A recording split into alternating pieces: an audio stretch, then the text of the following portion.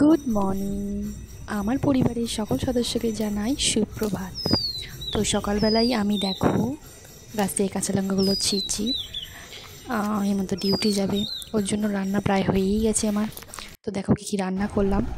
তো এখানে দেখতে পাচ্ছ টিফিনে আমি গুছিয়ে ফেলেছি, কারণ ও অনেকটা তাড়াতাড়ি বেরোয়, 7:30টার মধ্যে বেরিয়ে পড়ে, ওই জন্য আমাকে একটু তাড়াতাড়ি করে নিতে হয়। এখানে মাছ দিয়ে লাউ দিয়ে ঝোল আছে, আর এটা হচ্ছে পলতা শাক ভাজা। ও খেতে খুব ভালোবাসে, আর লাউটা ওর খুবই প্রিয়। এখানে দেখছো ঝিঙে ভাতে আমি ভালো করে মেখে রেখেছি কাঁচা লঙ্কা তেল নুন দিয়ে, আর এইটা হচ্ছে পেঁপে ভাতে। ও এইটা খেয়েই সকালবেলা ডিউটি চলে যাবে।